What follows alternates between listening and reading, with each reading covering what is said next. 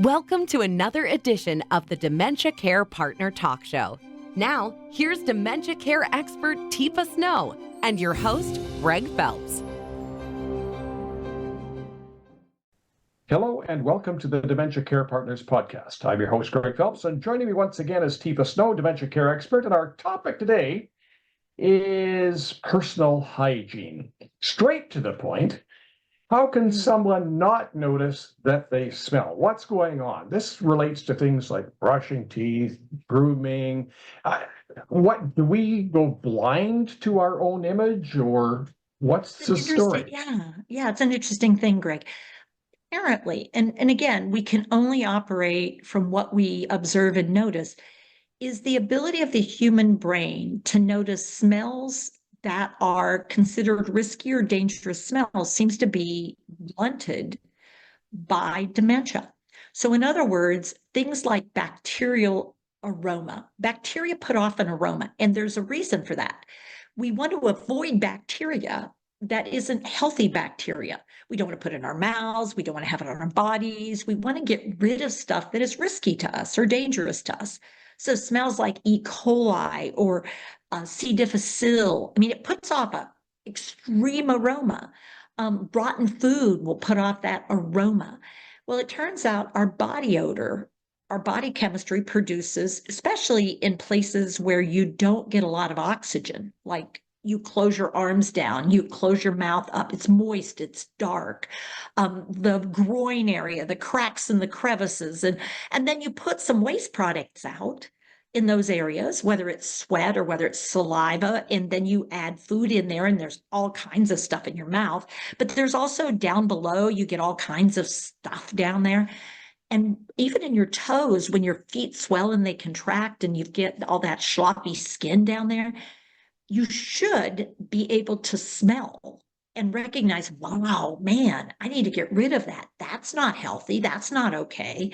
I don't want to put that, I need to get rid of it, because it keeps you in a safer space physiologically. The problem is I'm not getting that message anymore. I don't pick up on it, and my brain doesn't react to it and send those emergency signals of, ooh, yuck, don't do that. Oh, you need to take care of that. Ugh, that's gross. It's not happening for me. And the truth is, I frequently can't smell it in others either. Or I might be hypervigilant about others and not be able to smell my own, which is such an interesting phenomena, but it's also frustrating phenomena, because one of the ways we self-monitor is through our noses, and I don't have that happening. I'm guessing that the wrong approach would be to walk into your room and go, "Oh my God, Teepa, did you crap your pants?" It would be wrong for me, yeah. Right off. You're not going to get the desired outcome on my part, because I am going to tell you right now, you're not going to get me collaborating with you. You're going to get me embarrassed. You probably would get me ashamed. And I would tell you to leave me alone and I'll deal with it. Just get out. And I never want to talk to you again. I have never been so embarrassed in my life. I've never been so insulted. Because if I knew I was doing it, I certainly wouldn't be doing it. I don't have a history of going around and smelling bad. I don't think I ever have, to the best of my knowledge, unless I drank too much coffee and was stuck somewhere and couldn't brush my teeth. And even then, Tic Tacs are available. So I've ruined a relationship and I've used the wrong approach. So And you're not going to get me naked in a bathroom if that's your ultimate goal, or in my mouth. I'm not having anything to do with you, Greg. I'm just going to tell you right now. So this is one that we're not going to do any demonstrations, because we've added video to this. So we're not doing any demonstrations on this. But are there videos that people can watch? Is this something that you would actually go to a facility and teach as part of an overall plan? Where does this fit in? Yeah, it's an essential part of figuring this out, because the other thing people will use, not only will they use smell, they'll use time. Well, you haven't done this in 2 days. You haven't done this in a week. You haven't done your mouth. Because people will automatically go to another strategy, which is shaming, still shaming, or it's like, oh, you know what? I really want you to get cleaned up because we're going to go to church. And I'll just say, well, it's never mind. I'll just stay home. You go. And it's like, oh, well, now I don't know what to do. And it's that idea of working with someone, not doing to or for someone. And that does take skill. I mean, I'm so sorry, but there is skill involved in this. And it means I walk in and I don't say anything at all about how you smell. I notice, but then I have to really let that go. And that may mean Vicks Vapo under my nose or whatever you use. I mean, and then I go, oh, hey, Greg, that shirt you have on, old guy's rule. Totally true. But I'm wondering, you have another one, and I can't remember the exact. I want to go see. Can we go look in your closet for just a second? I think I saw it hanging up in there. And guess what? I arranged got for it my to be hockey hanging up in shirt. there. My hockey shirt's in there. Oh, your hockey shirt. Hockey shirt. Yeah. Oh, now let me ask you something. Um, that hockey shirt. Now you were working outside before. Here, tell you what, take this washcloth and just do your pits real quick. And we're going to switch out to that hockey shirt.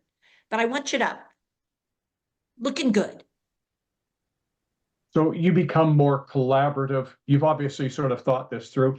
This is a skill that you've developed over a couple of years. 45 years, over 45 years, yes. And I still step in it every now and then, but typically I do so much better these days. Because I get it. I get it so profoundly that what we do to people is so harmful to the relationship and to their sense of self and to our sense of our relationship with the person. We build this awful situation and then we fight with people to get them to do things and we call it care. That's not care. That's abuse or neglect. And I'm done with dressing it up and calling it anything else. So practice may not make it perfect right off the bat, but at least you're advancing. I mean, it's not a skill you get by 5 minutes or 10 minutes. No, and we need to start acknowledging early on, wow, the person is starting to lose that awareness. Oh, hey, Greg, can you do me a big favor? There's something like it's over here in your teeth. Here's your toothbrush. See if you can just get like right over. There's something. It looks like it's caught. Maybe. Does that make more sense? Would you more possibly do that than Greg, your breath is horrible. You've got to go brush your teeth. Yeah. So some visual cueing along with the verbal. Yeah. So Teepa, this is not something that we're going to be able to sort of convince people to build their skills in a podcast. We need them to actually talk to somebody and find out what they can do, whether it's for personal care for a family member or whether they're in a facility. Because in a facility, being one person with the skills is going to be a lonely position. Lonely. And I would also say, like this is where the Care Partner Support Series for someone just getting started could be a huge step forward because you're with other people who are learning, oh, there's more to this thing than I thought. It's not just like helping somebody do stuff. It's like figuring out how to guide and direct and support and respond and not react and getting up with somebody to talk through this and then develop skills. So it's more than, and we've got to get more than because it is more than. Dementia is more than. Teepa, thank you very much. Thank you, Greg. You've been listening to the Dementia Care Partners podcast. For more information, go to teepasnow.com.